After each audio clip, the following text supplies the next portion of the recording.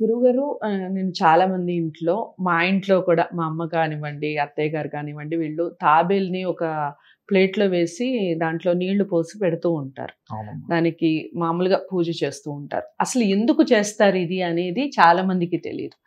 అసలు పూజ తాబేలుకి అవసరమా? తాబేలు దేన్ని సూచిస్తుంది అని వివరిస్తూ ఆహ్, ఎలా చేసుకోవాలి? దానికి సంబంధించిన పూజా విధానం ఏ విధంగా ఉండాలి చెప్పండి?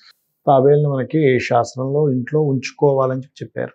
అసలు మనకి ఇంట్లో పెంచుకోవాలా? పెంచుకోవాలి, ఓకే. పెంచుకోవచ్చు అని చెప్పారు. హ్మ్. కాకపోతే హ్మ్. అది కొంతవరకు మనకి కొన్ని వీలు కాదు. వీలు కావదు. బట్ ఏంటంటే కనీసం బొమ్మదైనా పెట్టుకోవాలి. హ్మ్. మనకి పాతకాలంలో చూసినట్లయితే బావిలో ఒక తాబేలు అవునవును. నివసించేవారు, వేసుకునేవాళ్ళు. వేసుకునేవారు తాబేలుని. అలాగే మనకి కొంతమంది చిన్న దీంట్లో పెట్టుకుని అందులో తాబేలుని పెంచుకుంటూ ఉంటారు. హ్మ్.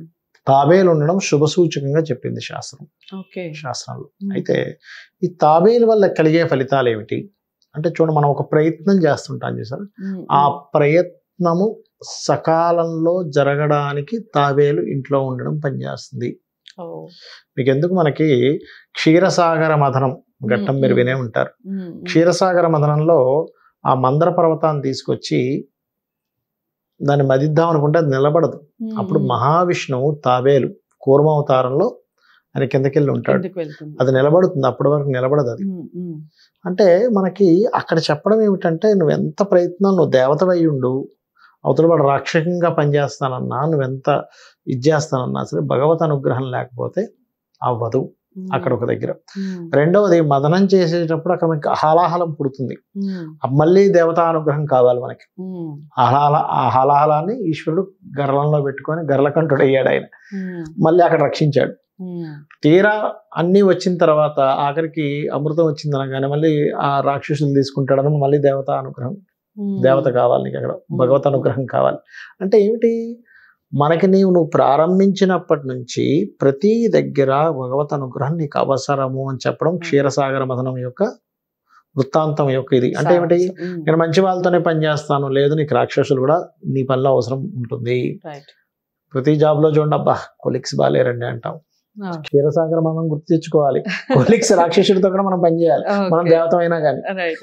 మధ్యలో ఆటంకాలు అన్ని వస్తున్నాయండి, రకాల వాళ్ళు ఉంటారు మన మధ్యలో చుట్టుపక్కల. ఆటంకం హ్మ్. వస్తుందండి, హ్మ్. హ్మ్. హాలాహలాన్ని గుర్తు చేసుకోవాలి. హ్మ్. చాలా బాగా చెప్పారు. హ్మ్.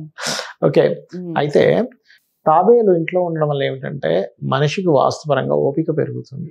ఓకే. ఓపికకి ప్రతీక తాబేలు, హ్మ్. స్థిరత్వానికి ప్రతీక తాబేలు. ఇంట్లో ఓపికలు లేవండి, తాబేలు హ్మ్.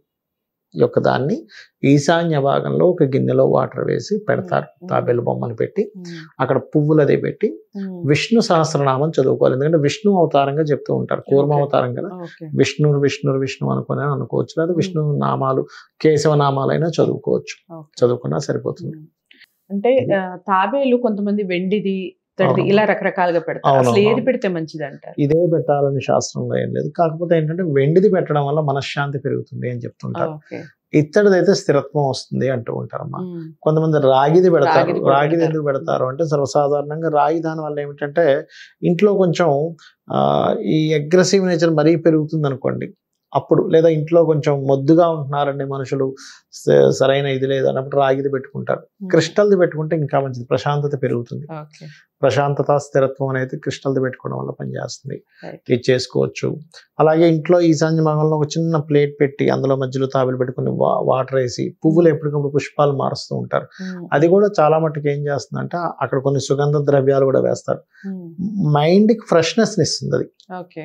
ఆలోచన విధానాన్ని. హ్మ్. హ్మ్. ఆ రకంగా మీరు తాబేలు బొమ్మను పెట్టుకొని చేసుకోవాలి. ఓకే. అంటే ఎన్ని రోజులు చేసుకోవాలండి పూజలు? ఇన్ని రోజులనే లేదమ్మా, కంటిన్యూ కంటిన్యూ చేసుకోవటమే. ఓకే. చేసుకోవచ్చు. వాటర్ చేంజ్ చేసుకుంటూ వాటర్ ఉండాలి. చేంజ్ చేసుకుంటూ సో, ఉండాలి.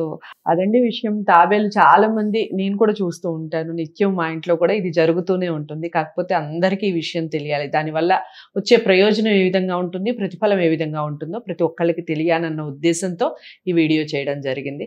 మీ అందరికీ నచ్చుతుంది అనుకుంటున్నాను. నచ్చితే తప్పకుండా లైక్ చేసి షేర్ చేయండి.